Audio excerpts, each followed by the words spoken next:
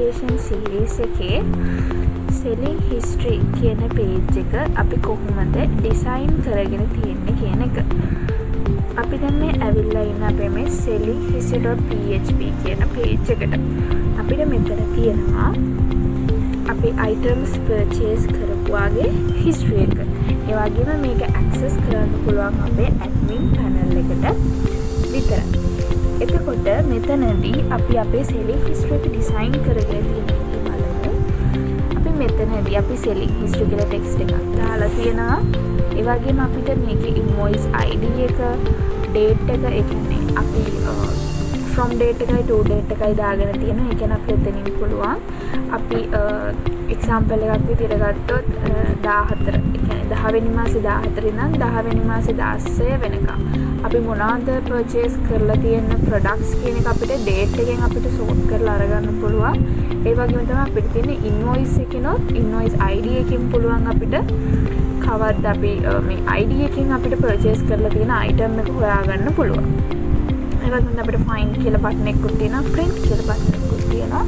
අපිට print කියන එක ක්ලික් කරාම අපිට පුළුවන් print කරන්න මේ selling history කියන එක. මෙන්න මේ විදිහට print කියලා ගත්තාම මේ විදිහට අපේ තියෙන අපි දැන් නිකම්ම print කරලානේ දැම්මේ. එතකොට මේ ඔක්කොම ටික print කරන්න පුළුවන් අපිට. එතකොට මෙන්න මේ විදිහට තමයි අපේ design එක හැදිලා තියෙන්නේ. අපිට බලන්න package එක ක්ලික් කරාම ඒක dispatch එකට යනවා. dispatch එක ක්ලික් කරාම shipping එකට යනවා. අන්න ඒ වගේ අපි program කරගෙන තියෙනවා. ඊට පස්සේ අපි අද වීඩියෝ එකෙන් කතා කරන්නේ මේකේ designing part එකට. මේ විදිහට අපි දාගෙන තියෙනවා invoice ID එක, product එක, buyer කවුද කියන එක, ඒ වගේම amount එක, අපි අරන් තියෙන quantity එක. අපිට මේ විදිහට design එක හදාගෙන තියෙනවා. අපි දැන් බලමු coding part එක.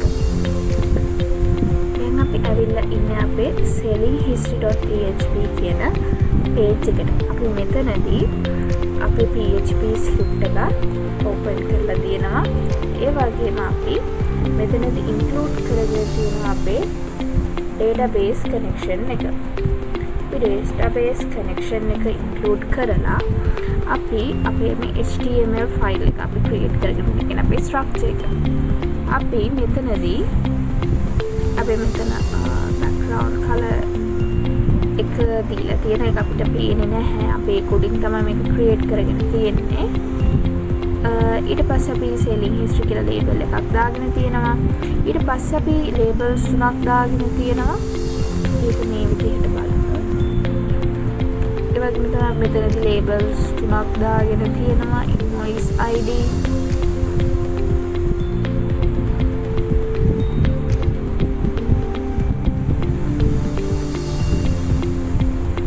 invoice ID එක, ඒ වගේම invoice ID එක label එකක් විදිහට දාගෙන තියෙනවා search by invoice ID කියලා. මෙතන ID එකක් create කරගෙන තියෙනවා search කියලා. ඒ වගේම තමයි අපිට මෙතන on key app එකක් දාලා search invoice කියලා function name එකක් හදාගෙන තියෙනවා. ඒ වගේම තමයි from date එක to date එක දාගෙන තියෙන input type date, classic form control. ඒ වගේම තමයි to date එකත් අපි එහෙම තමයි හදාගෙන තියෙන්නේ. ඊට පස්සේ අපි මෙතනදී find කියලා button එකක් දාගෙන තියෙනවා. මෙතනදී අපි button primary අපි මෙතන primary button එක මෙතන දාගෙන තියෙන secondary button එක අපි මෙතනදී on click එකෙන් file selling කියන function name එකට අපි navigate වෙනවා. ඒ වගේම print එකෙන් අපි selling report කියන function name එක execute කරනවා. මේ ටික අපි JavaScript එක පැත්තෙන් call කරනවා. ඊට පස්සේ අපි මෙතන අපි දාගෙන තියෙනවා අපේ invoice ID එක, product එක, buyer, amount, quantity අපි labels විදිහට මේ ටික දාගෙන තියෙනවා.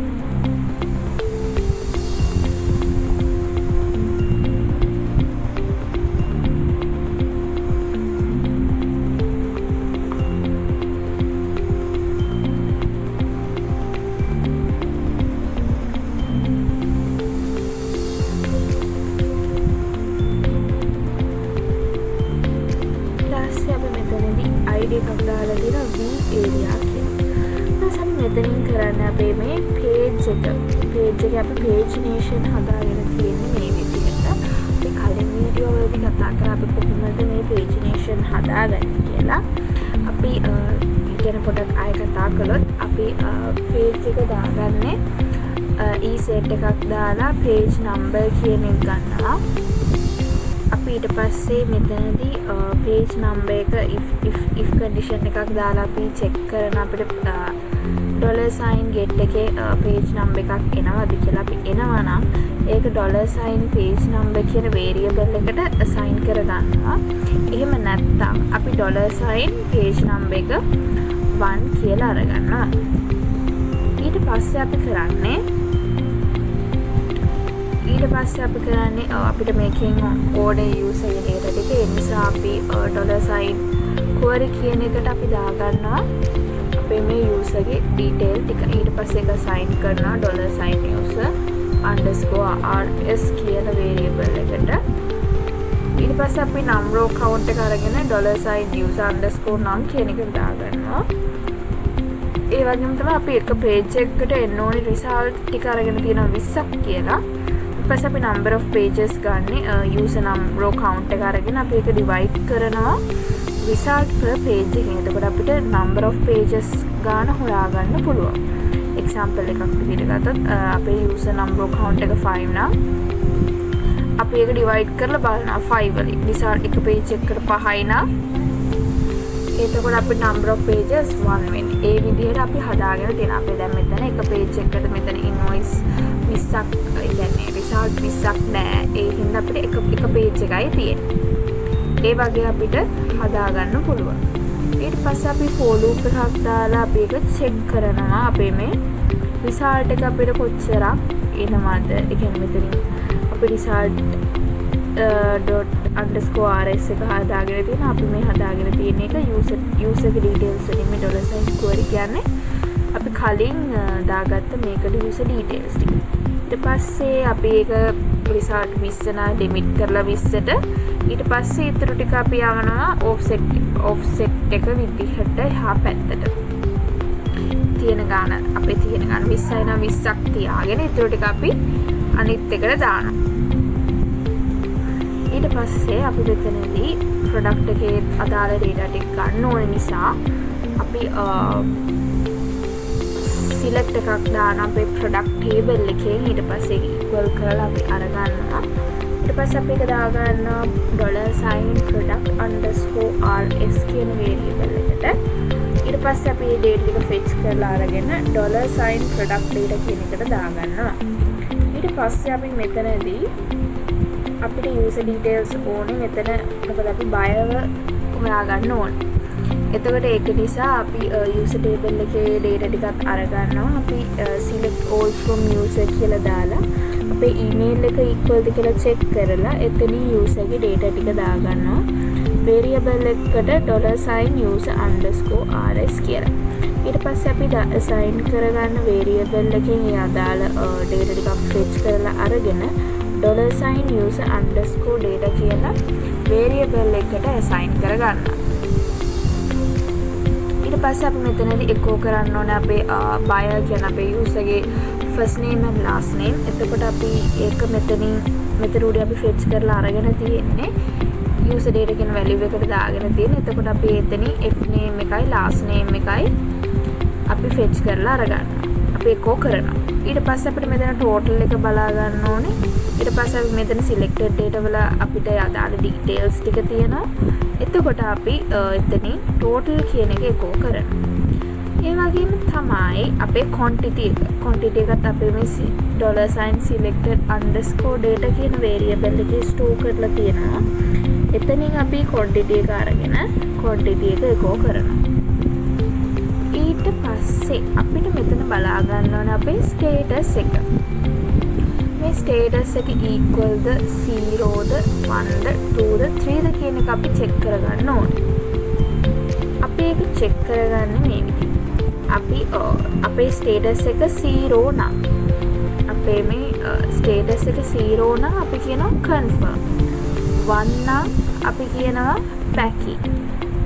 2 නම් dispatch, 3 නම් shipping, 4 නම් deliver. මේ විදිහට අපි ස්ටේටස් එක ඉක්වල් කරගන්න. එතකොට අපි චෙක් කරනවා අපේ මේ ස්ටේටස් එක 0 නම්. ඒ කියන්නේ ස්ටේටස් එක 0 නම්. ඒ කියන්නේ කන්ෆර්ම් ඕන නම් ඉස්සෙල්ලා ඕඩර් එකක් කන්ෆර්ම් වෙලා ඊට පස්සේ පැක් කරලා ෂිප් කරලා තමයි අපි ඩිලිවර්ඩ් කරන්නේ. එතකොට මේක ප්‍රොසෙස් එකක් නේ. එතකොට අපි ෆස්ට්ම ස්ටෙප් එක තමයි අපි ඉස්සෙල්ලා ඕඩර් එක කන්ෆර්ම් කරගන්න ඕන. ඕඩර් එක කන්ෆර්ම් කරගන්නකොට අපි බලනවා ඉස්සෙල්ලාම අපේ දැන් මේ ඕඩර් එකේ ස්ටේටස් එක මොකක්ද? මේක කන්ෆර්ම් කරපු ඕඩර් එකක්ද?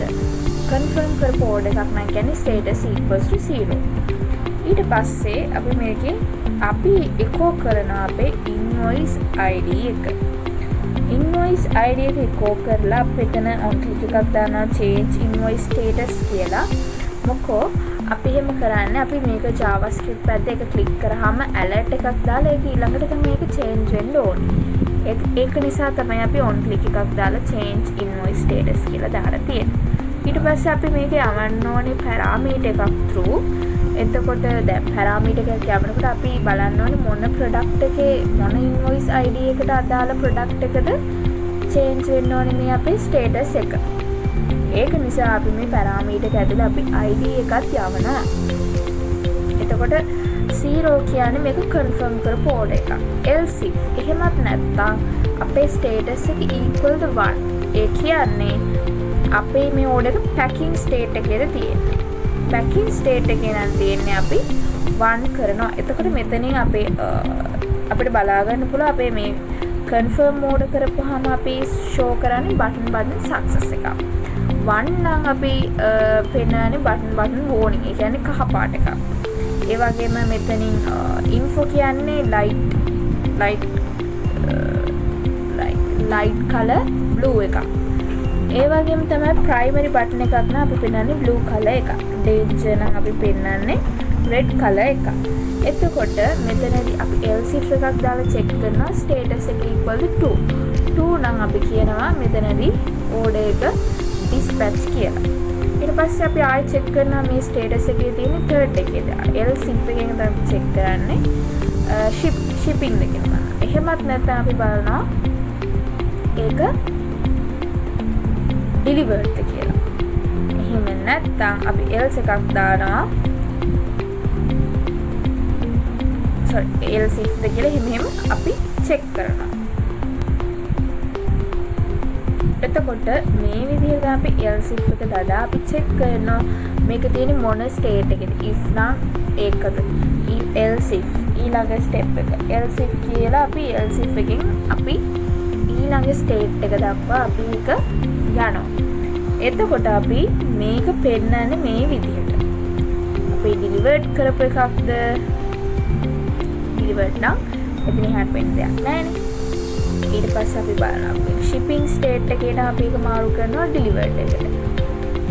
packing dispatch නම් අපි next step එක තමයි shipping. මේ විදිහට අපිට මාරු කරන්න පුළුවන් විදිහට අපි හදලා තියෙනවා. එතකොට අපි මේ ගැන in detail කතා කරන අපේ ඊළඟ වීඩියෝ එකේදී මේකේ programming part එක. එතකොට අද මේ වීඩියෝ එකෙන් කතා කරේ අපි කොහොමද මේක design කරගෙන තියෙන්නේ කියන එක. එතකොට අපි මේ විදිහට තමයි අපේ selling history page එක design කරගෙන තියෙන්නේ. Thank you.